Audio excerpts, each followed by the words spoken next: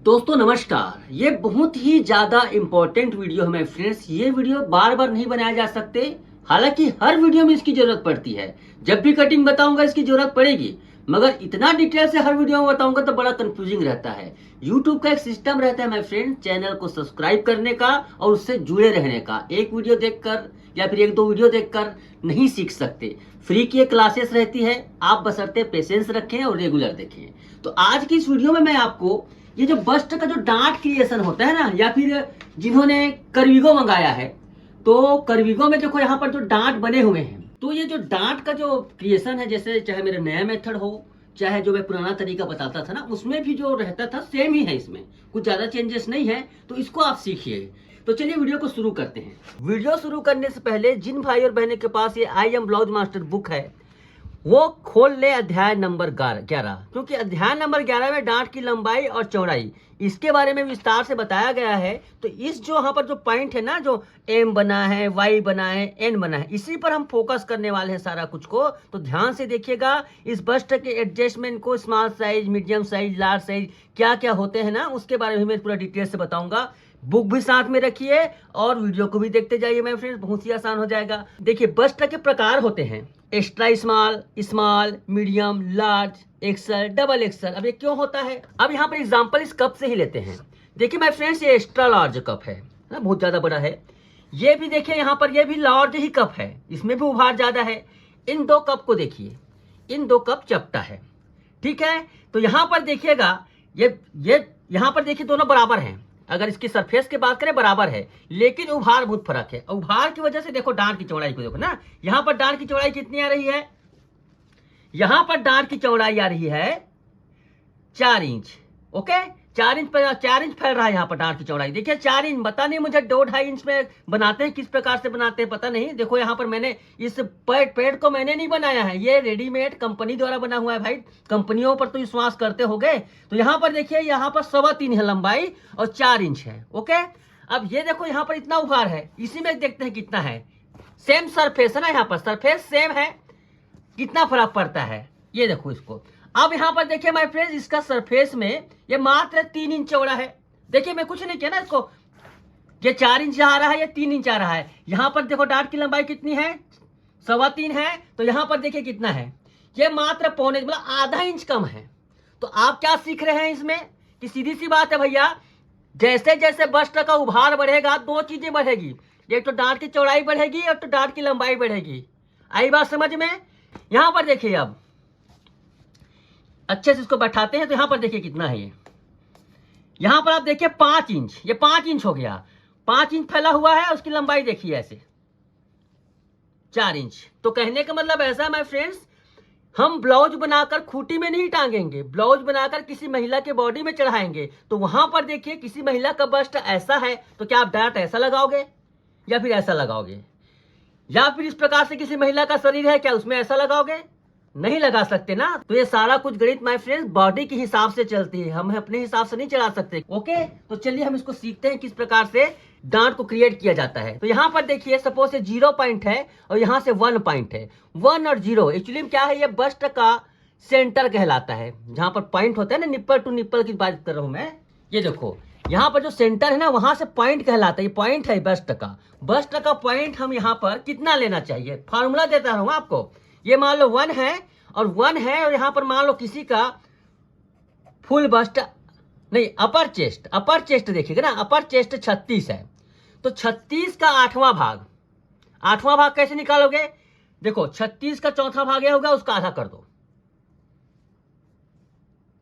ये लगभग उसका 8वां भाग के बराबर आता है बस्ट का सेंटर। ठीक है, तो ये देखो यहाँ पर क्या हो रहा है, 1 पॉइंट कम आ रहा है। 4.5 में से 4.5 भी कर सकते हो, कुछ कम है तो इसे कर सकते हो, लेकिन 8वां भाग आता है। तो क्या है इसका सेंटर निकालने का फार्मूला? लिख लो भैया कॉपी में, अपर चेस्ट का 8वां भाग होता है बस्ट का सेंटर।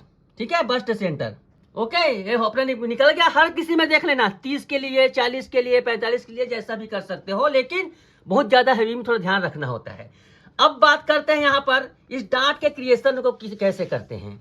तो यहां से मैं आपको बता दूं, इस 0 पॉइंट से 2 इंच नीचे एक वाई पॉइंट बनाएंगे। कौन सा वाई पॉइंट बनाएंगे? देखो यहाँ पर तो बना है ना वाई पॉइंट, कर्विगो देखना, कर्विगो में देखो ये वाई पॉइंट बना हुआ है, ये कितना तिरछा होता है। अब तिरछा क्यों होता है भैया? कॉमन सेंस की बात है माय फ्रेंड्स, किसी भी महिला का शरीर चाहे पुरुष का शरीर हो ऐसे चौकोन नहीं रहता, डब्बे के समान रहता है क्या? ऐसे चौकोन नहीं रहता है। किसी भी महिला हो या फिर पुरुष इस प्रकार से शेप ऐसे ऐसे जाती है, होता है कि नहीं होता है? आप डमी का देख लीजिएगा। तो यहाँ पर देखिए एक्चुअली में जो यहाँ पर जो लाइन खींचा जाएगा तिरछा खींचा जाएगा।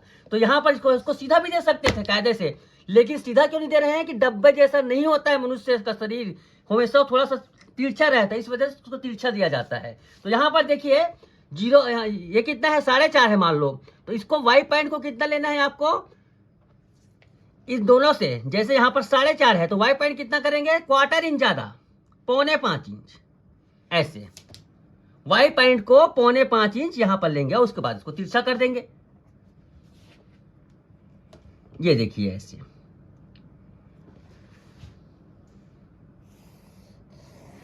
हो गया, 0 पॉइंट बन गया, वाई बन गया, तिरछा लाइन खींच गया। अब बात करते हैं एम और एन की।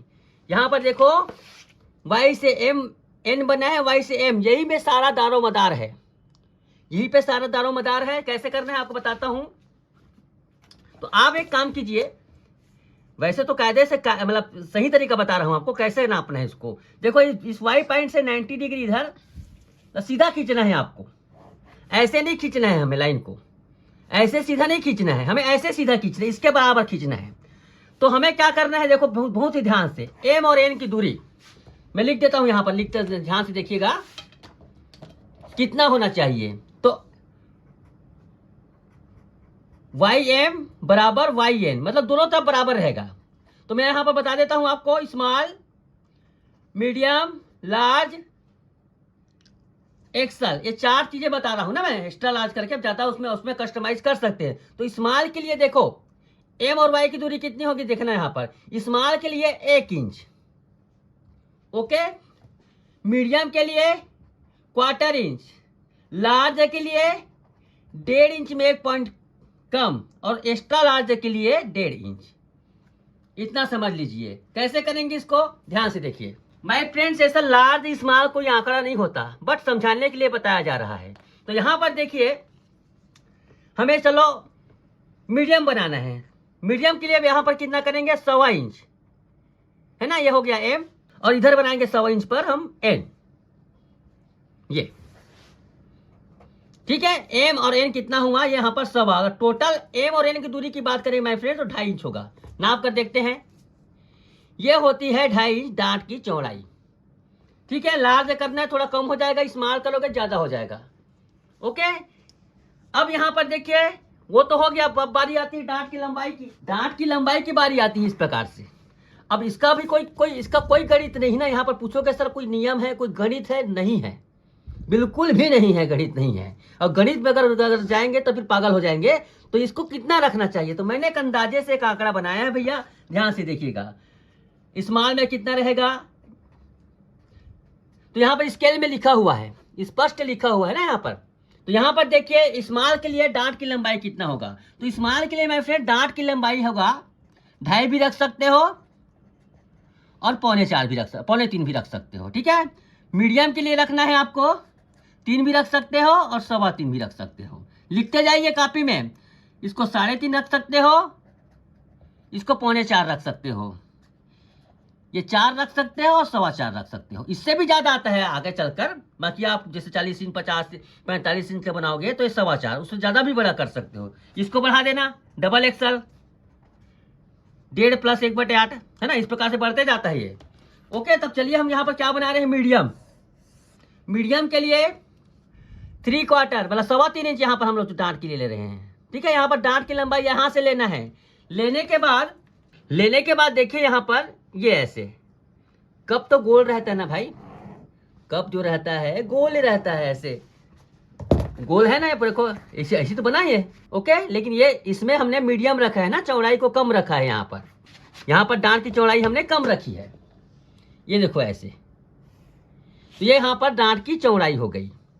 अब यहाँ पर देखिए ये पी पॉइंट कैसे आता है, यहाँ पर देखो इस प्रकार से रखोगे ना, तो यहाँ पर देखो पी पॉइंट बना हुआ है, एल स्मॉल का अलग है, ये पी पॉइंट है। ये पी पॉइंट कैसे आता है? देखिए माय फ्रेंड, इन दोनों के बीच में मान लो ये 1 है और ये 2 है, अगर इसको हम ऐसे खींचते हैं, ऐसे खींचते हैं, इन दोनों के बीच में जो बनता है ना, देखो ऐसे ऐसे, यही पी पॉइंट है। ओके, तो आप लोगों को ज्यादा मेहनत ना करना पड़े, इसलिए हमने पहले से रेडीमेड तैयार कर दिया है इसको। ऐसे आप लोगों को ज्यादा मेहनत ना करना पड़े, इस प्रकार से मैंने रेडीमेड बना दिया है। देखो इस मीडियम किस प्रकार से आ रहा है ऐसे। तो ये इस प्रकार से माय फ्रेंड दांत की चौड़ाई लंबाई होती है, इसको आप इस प्रकार से समझिए। और इस प्रकार से देखो पेट की लाइन होती है ऐसे।